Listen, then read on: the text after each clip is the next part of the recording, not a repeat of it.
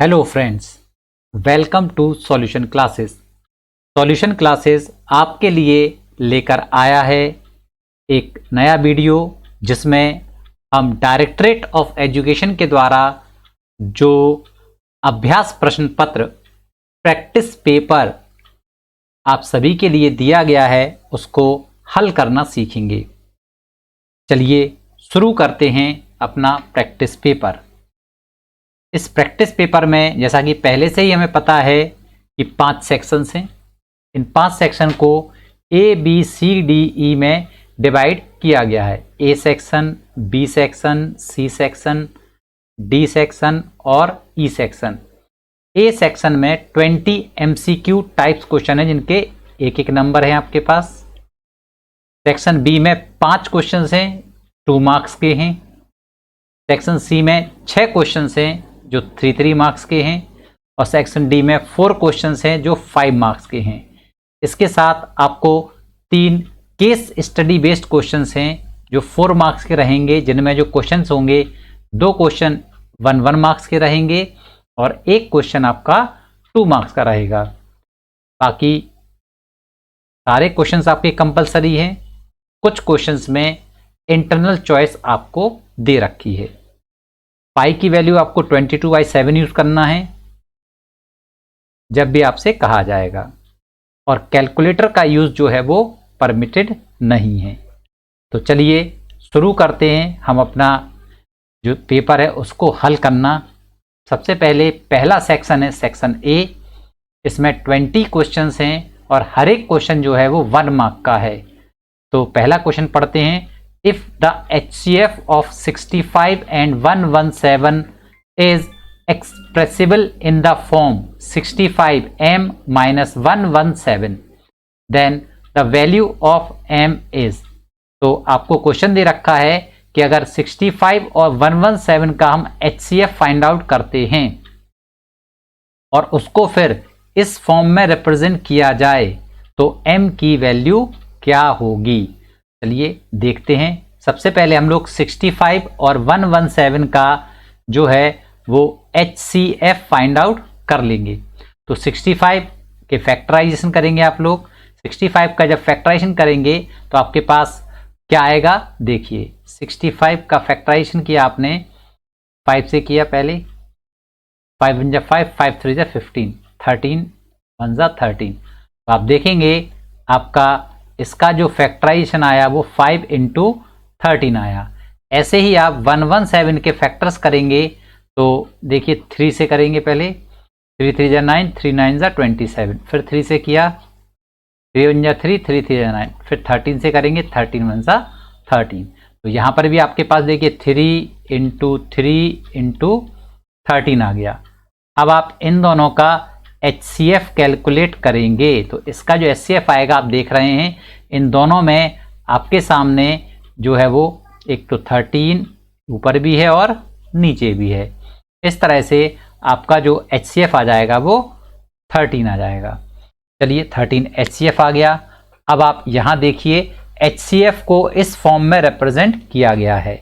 That is जो HCF है वो किसके इक्वल है, 65m minus 117 is equals to 13 आ रहा है। 117 को इस साइड शिफ्ट करेंगे तो आप क्या देखेंगे, 13 + 117 आएगा आपका।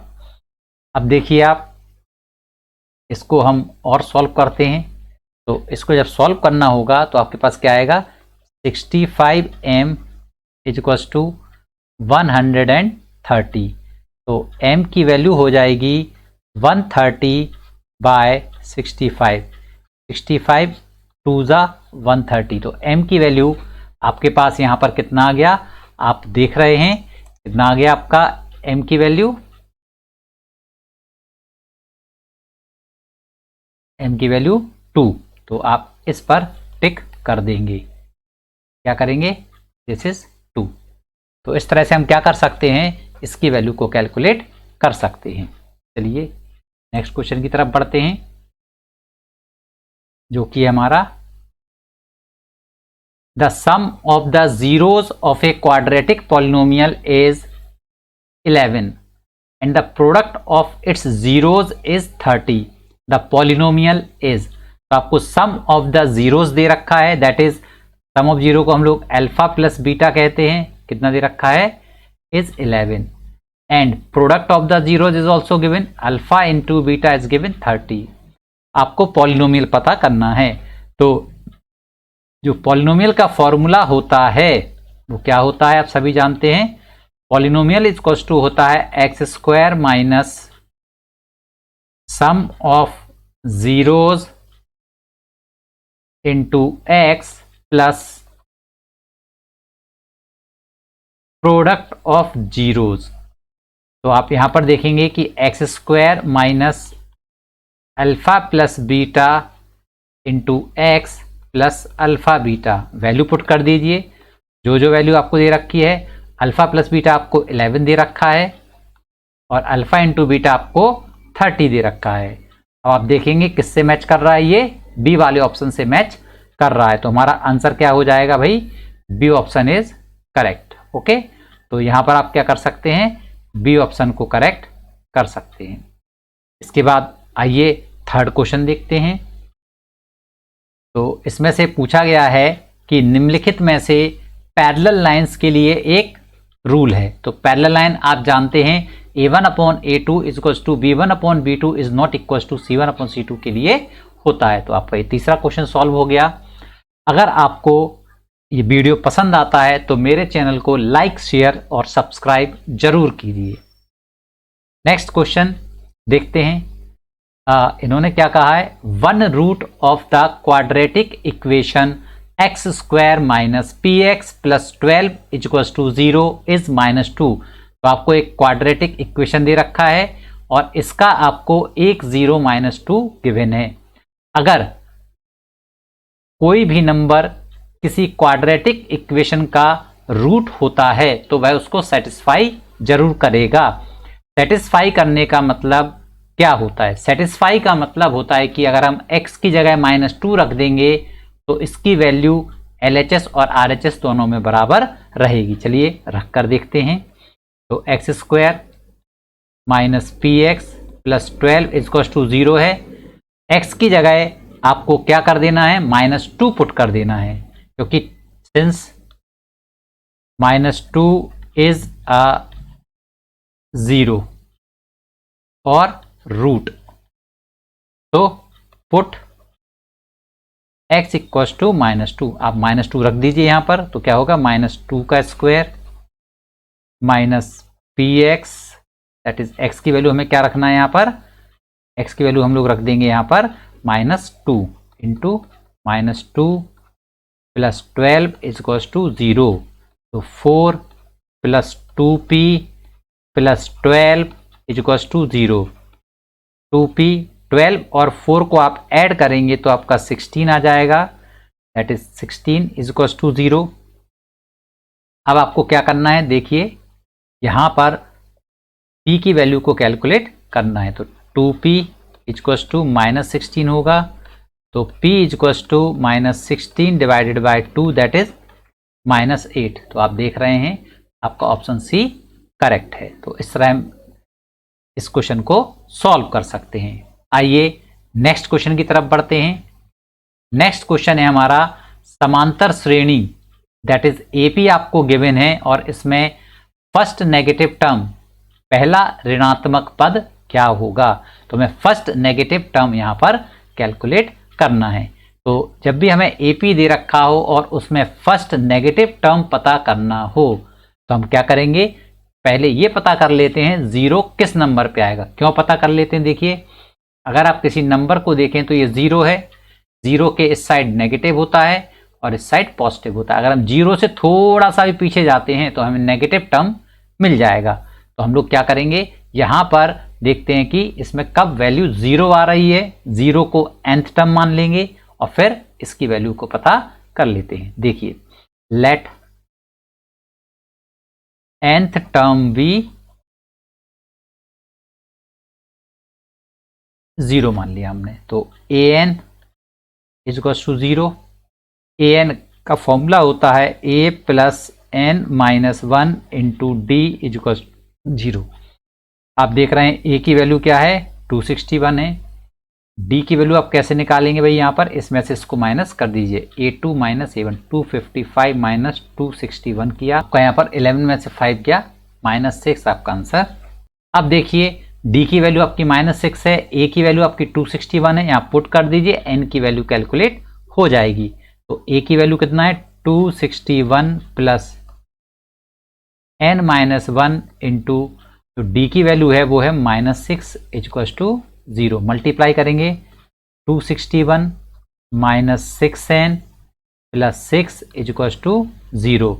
261 और 6 को ऐड करेंगे और इसको 6n को इस साइड शिफ्ट कर देंगे, तो 267 इक्वल्स टू 6n। अब आप यहां पर देखेंगे कि n की वैल्यू कितना आ रहा है, तो 267 डिवाइडेड बाय 6। जब आप 267 को 6 से डिवाइड करेंगे और इसको मिक्स नंबर में लिख लीजिए, 6 4 जा 24 आपका 27 है, 6 4 जा 24, 3 बाय और आपके पास आ जाएगा 6, 3 1 जा 3, 3 2 जा 6। तो आप देख रहे हैं 44.5 नंबर पर आपका 0 आ रहा है।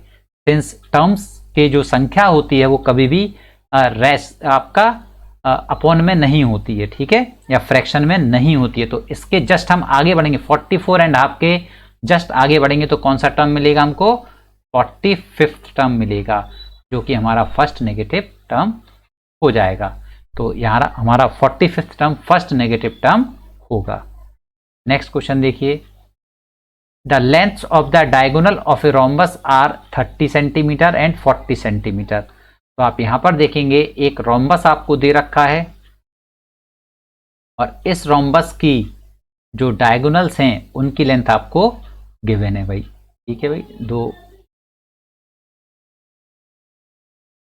अब आप क्या करेंगे, इसमें ये दो डायगोनल बना देंगे, एक डायगोनल आपने ये बना दी और एक डायगोनल आपने यहाँ पर ऐसे बना दी, ठीक है। अब डायगोनल बनाने के बाद इन्होंने हमको इसके बारे में बता रखा है कि डायगोनल की जो है लेंथ 30। तो अगर आपको पता है किसी भी जो रोम्बस के डायगोनल परपेंडिकुलरली बाइसेक्ट करते हैं, दैट इज ये एंगल आपका 90 डिग्री का होगा, ये एंगल आपका 90 का होगा, ये एंगल आपका 90 का होगा और ये एंगल आपका 90 का, साथ में ये वाली साइड इसके इक्वल होगी और ये वाली साइड इसके इक्वल होगी।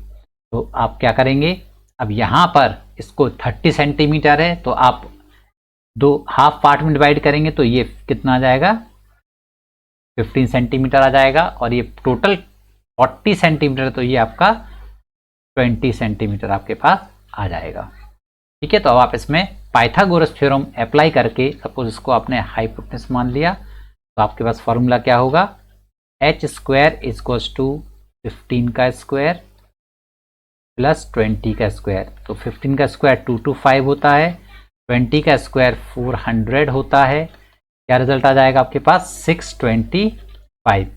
तो h² 625 है तो h की वैल्यू आपकी √625 हो जाएगी। तो ये आपका 25 सेंटीमीटर आपका आंसर आ जाएगा, मतलब ऑप्शन सी इज करेक्ट।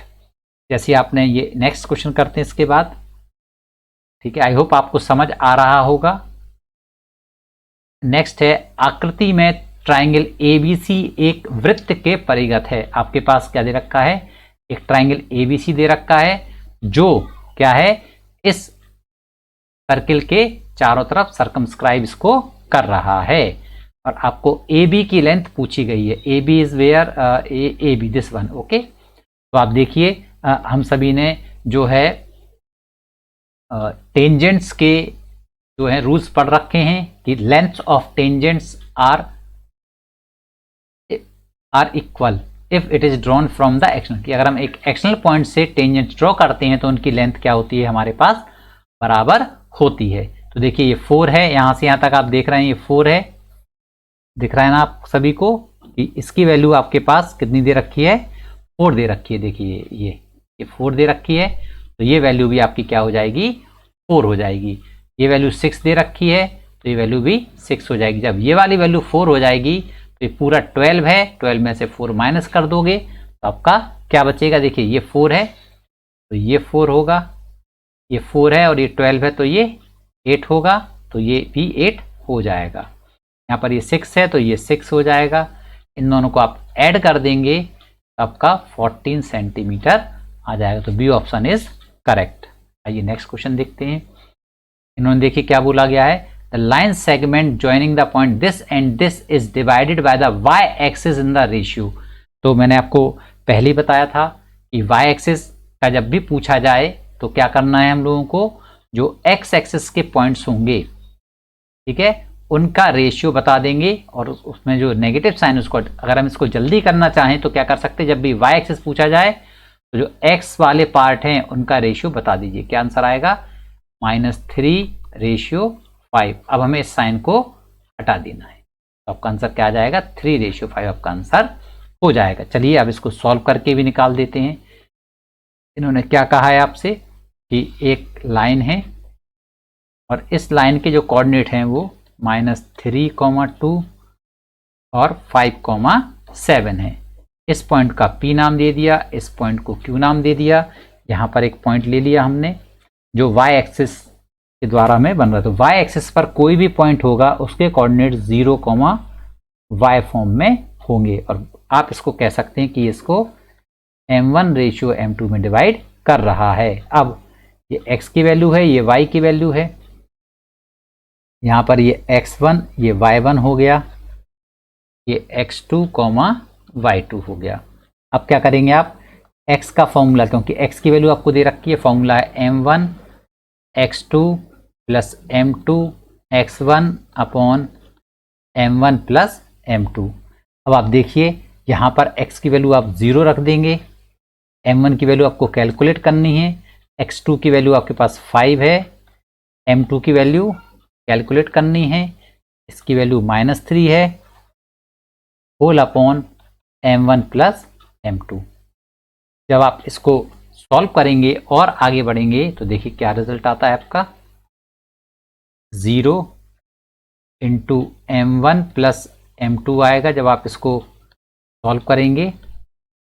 अब देखिए यहाँ पर क्या होगा आपका, 5m1 -3m2, तो 0 = 5m1 -3m2, तो 3m2 = 5m1। इसको हमने साइड शिफ्ट कर दिया, m2 को इसके नीचे ले जाएंगे तो 3/5 = m1/m2। तो इस तरह आप क्या कर सकते हैं, m1/m2। तो दिस इंप्लाइज दैट m1 और जो m2 का जो अनुपात है वो कितना हो जाएगा, 3/5 हो जाएगा। तो इस तरह आप क्या कर सकते हैं, इसको यहाँ पर टिक कर सकते हैं कि इसका आंसर 3/5 है।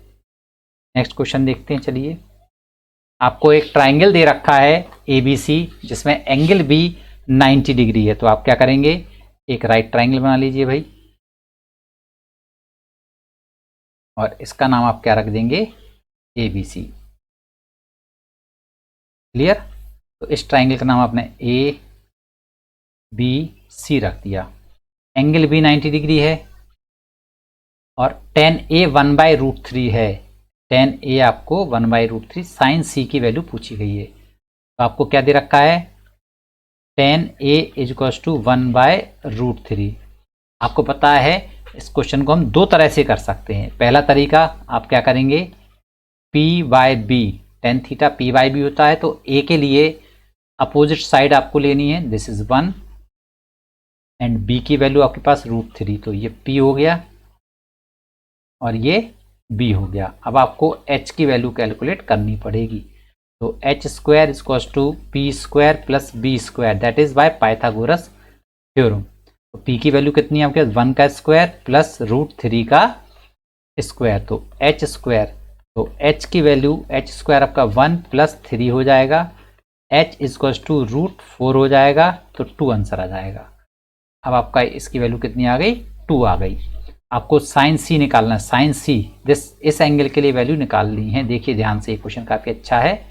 इस एंगल के लिए आपको वैल्यू निकालनी है sin C, that is sin C की वैल्यू निकालने के लिए आप क्या करेंगे, sin C = होगा P/H, बट C के लिए P √3 है और H की वैल्यू कितनी है हमारे पास, 2, तो √3/2। This D option is correct. Okay, चलिए नेक्स्ट क्वेश्चन को देखते हैं। 10th क्वेश्चन है आपके पास, इन्होंने कहा है कि अ tower stand vertically on the ground. ठीक है भाई, एक टावर बना दिया और यहाँ पर आपने इसकी जमीन बना दी। इसके बाद which is 25 metre away from the foot, एक पॉइंट लेना है ग्राउंड से में जो कि 25 सेंटीमीटर की दूरी पर है, और angle of elevation top of the tower 60 degree. मान लो ये पॉइंट यहाँ पर है, यहाँ से आप जब इस टावर को देख रहे हैं तो यहाँ पर एंगल ऑफ एलिवेशन कितना आ रहा है, 60 डिग्री आ रहा है। तो आपको क्या करना है, ये दूरी जो है ये 25 मीटर है, यहाँ से लेकर के यहाँ तक आपको height of the tower calculate करना है। देखिए कितना आसान है। आपको अगर इस ट्राइंगल में आप देखें तो ये वाला जो साइड है वो किसका वर्क कर रहा है, पी का वर्क कर रहा है, और ये बी का वर्क कर रहा है। तो आप 60 डिग्री अप्लाई कर देंगे तो आपका क्या हो जाएगा, HY25। तो √3 इंटू 25 को इधर लाएंगे इक्वल टू H, तो H equal to 25√3, that is D option is correct. तो इस तरह हम इसको सॉल्व कर सकते हैं। नेक्स्ट क्वेश्चन है, if angle of sector that is theta दे रखा है आपको 60 degree and radius is 3.5 centimetre, radius की वैल्यू आपके पास 3.5 सेंटीमीटर है, and the length of arc L की वैल्यू आपको कैलकुलेट करनी है। आप सभी जानते हैं L इक्वल टू होता है थीटा बाय 360 इंटू 2πr होता है। थीटा की वैल्यू 60 है, इसकी वैल्यू 360 है, इंटू 2 इंटू 22/7 इंटू 3.5 होगा, 7 5 जा 60 से 6 टाइम्स कट जाएगा, ये 2 1 जा 2, 2 3 जा 6। नाउ व्हाट वी गेट, ये हो जाएगा हमारे पास 11/3 दैट इज 3.66 सेंटीमीटर। तो आपका ऑप्शन डी इज करेक्ट। के बाद नेक्स्ट क्वेश्चन देखिए, एक गोले का आयतन और सतह का क्षेत्रफल संख्यात्मक रूप से बराबर है। इन्होंने बोला है कि वॉल्यूम और सरफेस एरिया स्फीयर का वह इक्वल है। आप जानते हैं वॉल्यूम ऑफ स्फीयर आपका 4/3πr³ होता है, और आपका जो सरफेस एरिया होता है स्फीयर का वो 4πr² होता है। अब इसको सॉल्व कर दीजिए, r³ r² को r इसके पास ले गए, 4π इधर ही रहा, 4π नीचे आया इंटू 3 ऊपर चला, ये 3 ऊपर चला गया और ये नीचे आ गया। आप देख रहे हैं इससे ये कट गया, इससे ये कट गया। r की वैल्यू 3 मात्रक या यूनिट आप लिख सकते हैं। तो D option is correct. Next question देखिए, यदि किसी बारंबारता सारणी का माध्यक और बहुलक क्रमशः इतना 26 और 29 है तो इसका माध्य है।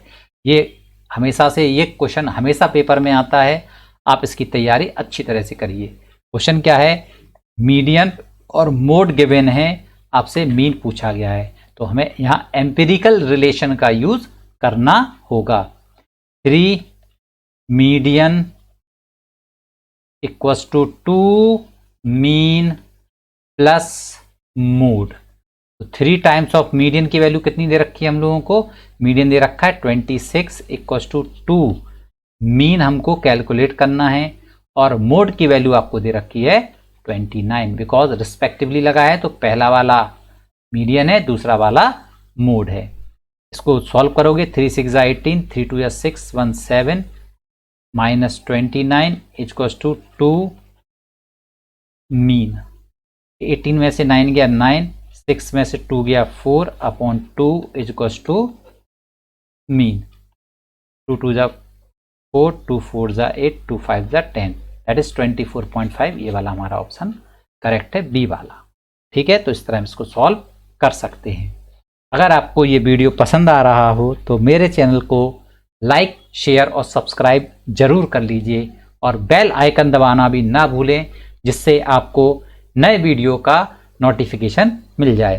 चलिए नेक्स्ट क्वेश्चन देखते हैं। कार्ड्स बियरिंग नंबर 2 3 4 to 11, मतलब 2 से लेकर के 11 तक नंबर लिखे गए हैं, और उन कार्ड्स को एक बैग में रख दिया गया है। एक कार्ड निकाला जाता है, probability of getting a card with a prime number is, prime number बताना है। तो अब अगर आप यहाँ पे कार्ड्स लिख दें 2 3 4 5 6 7 9 10 11। ठीक है, ये कार्ड आपके पास हो गए। अब यदि आप इसमें से प्राइम नंबर की बात करें तो एक ये प्राइम नंबर है, एक ये प्राइम नंबर है, एक ये प्राइम नंबर है, एक ये प्राइम नंबर और एक ये प्राइम नंबर है। कितने प्राइम नंबर्स हो गए? 1 2 3 4 5 5 प्राइम नंबर्स आर देयर। तो 5 अपॉन टोटल नंबर कितने हैं? 1 2 3 4 5 6 7 10 10। तो 5 1 5 5 2 10 1/2 इज आवर आंसर। तो आपका कौन सा ऑप्शन करेक्ट हो गया? ये वाला ऑप्शन आपका करेक्ट हो जाएगा। 14 के बाद 15 देखिए, उन्होंने क्या बोला गया है? यदि एक और अल्फा बहुपद के शून्यक हैं तो अल्फा का मान है तो 1 and alpha are the zeros. तो हमें इसके 2 जीरोस दे रखे हैं और आपको पता है अगर हमारे पास कोई भी क्वाड्रेटिक पॉलिनोमियल हमें दे रखा हो और उसके जीरोस अगर हम क्या कर देते हैं, अल्फा और बीटा मान लेते हैं, फॉर्मूला क्या है? Alpha plus beta equals to minus B by A. अगर आप यहाँ पर ए बी सी की बात करें तो यहाँ पर ए की वैल्यू कितनी हो जाएगी? इसके आगे 1 लगा दीजिए, बी की वैल्यू, सी की वैल्यू। अब आप फॉर्मूला लगा दीजिए जो जो आपको दे रखा है। अल्फा अल्फा दे रखा है और बीटा आपको क्या दे रखा है? यहाँ पर ये दे रखा है। तो अल्फा और बीटा आपको दे रखे हैं, पुट कर दीजिए। अल्फा की जगह अल्फा, बीटा की जगह 1, बी की जगह देखो माइनस फॉर्मूला है, बी की जगह -5 है, ये हो जाएगा आपका बी। ठीक है, ए की वैल्यू ये है और सी की वैल्यू 4 है। तो माइनस बी और ए की वैल्यू आपको कितना रखना है? 1। तो अल्फा प्लस 1 इक्वल्स टू 5। तो alpha equals to 5 minus 1 that is 4। तो आपका बी ऑप्शन करेक्ट हो जाएगा। नेक्स्ट क्वेश्चन देखिए, cos 0, cos 30, cos 45, cos 60 का मान है। इस क्वेश्चन को देखिए कैसे करें। cos 0 की वैल्यू 1, cos 30 की वैल्यू √3/2 होती है, cos 45 की वैल्यू 1/√2 होती है और cos 60 की वैल्यू 1/2। तो आप यहाँ पर देखेंगे ऊपर मल्टीप्लाई हो जाएगा, √3 आएगा और नीचे आ जाएगा 2 to the 4 √2। अब आप देख रहे हैं यहाँ मैच नहीं कर रहा है, यहाँ सारे नंबर डिनोमिनेटर रैशनल हैं तो हम इसको रैशनल बना देते हैं, √2 से ऊपर नीचे मल्टीप्लाई कर देते हैं। तो √6 बाय ये 2 to the 4 2 the 8 आंसर आ जाएगा। तो आपका √6/8 B option is correct. Next question है आपका, the radius of spherical balloon increases from 8 centimetre to 12 centimetre. Ratio निकालना है सरफेस एरिया का। देखिए पहली कंडीशन में जो रेडियस है R1 की वैल्यू आपको 8 सेंटीमीटर दे रखी है, R2 की वैल्यू आपको 12 सेंटीमीटर दे रखी है। आपको surface area in first condition upon surface area upon second condition निकालना है। तो 4 पाई R1 का स्क्वायर अपॉन 4 पाई R2 का स्क्वायर। 4 पाई से 4 पाई कैंसिल हो जाएगा, आपका रिजल्ट आ जाएगा R1 अपॉन R2 का होल स्क्वायर। वैल्यू पुट कर दीजिए 8/12 होल स्क्वायर, 4 2 ज़ा 8, 4 3 ज़ा 12, 2/3 होल स्क्वायर, 4/9। तो आपका आंसर हो जाएगा 4 रेशियो। तो S1 ratio S2 equals to 4 ratio 9 होगा। नेक्स्ट क्वेश्चन देखते हैं, लास्ट जो हमारा 1 मार्क क्वेश्चन है। A fish tank has 5 male fish and 8 female fish. तो टोटल देखिए 5 मेल हैं और फीमेल फिश कितनी है आप देख रहे हैं, फीमेल फिश है आपके पास 8। टोटल फिश कितनी हो जाएंगी आपके पास? That is 13। मेल फिश की प्रॉब्लम, मेल कितने हैं? 5। तो 5 ऊपर आएगा अपॉन 13 नीचे, दैट इज 5/13 क्योंकि favourable upon total is the probability. तो इस तरह से हम क्या कर सकते हैं, इनकी प्रोबेबिलिटी को निकाल सकते हैं। Thank you.